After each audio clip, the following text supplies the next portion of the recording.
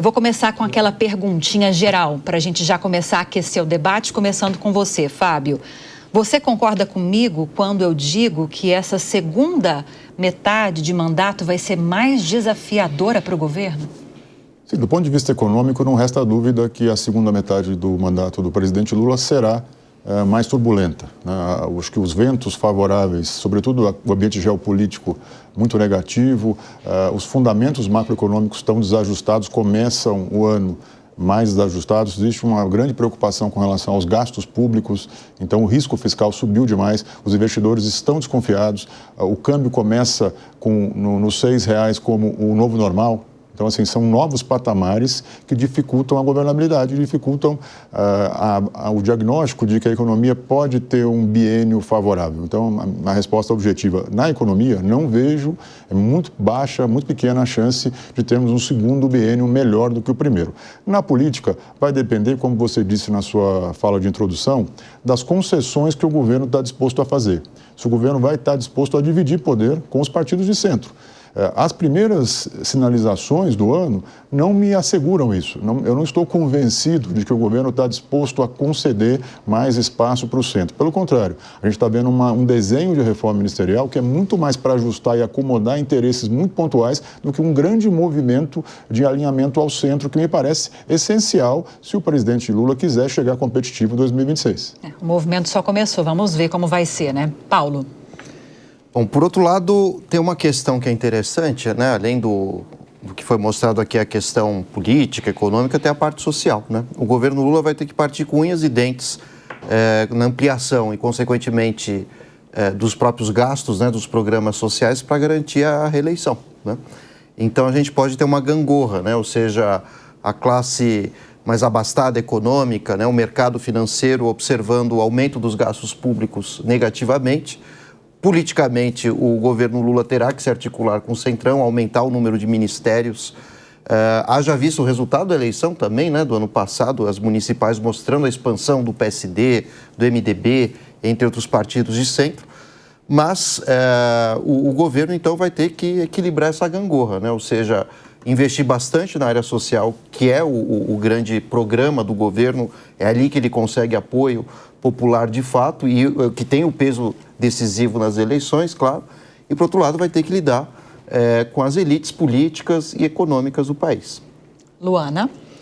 Boa tarde a todos, Lívia e aos colegas aqui de bancada, obrigada pelo convite. Bom, esse cenário, né, que foi colocado aqui realmente só mostra dificuldades, acho que está num ambiente, num momento que está difícil encontrar aí aonde que é a rota de saída para um resultado eleitoral mais positivo.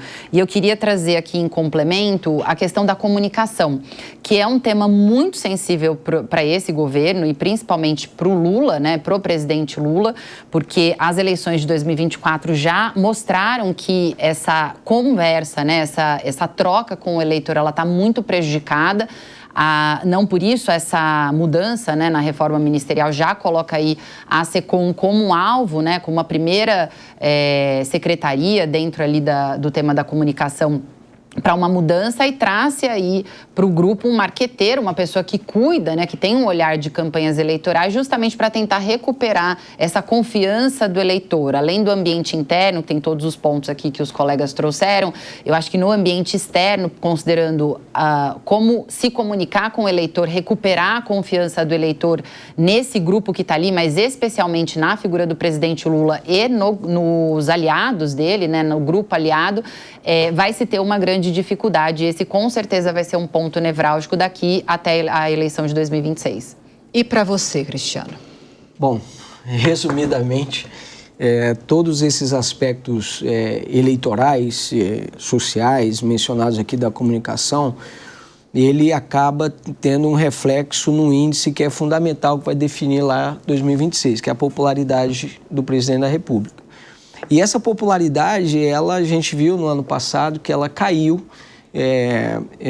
em relação a janeiro. É natural que a popularidade de um presidente caia no seu primeiro ano de mandato, mas que depois ele recupere pelo conjunto de ações, né, que o governo vai, obviamente, tomando. Então, essa popularidade, fundamental para o governo chegar competitivo até 2026. Agora, essa popularidade, ela depende de muita coisa do que foi falado aqui.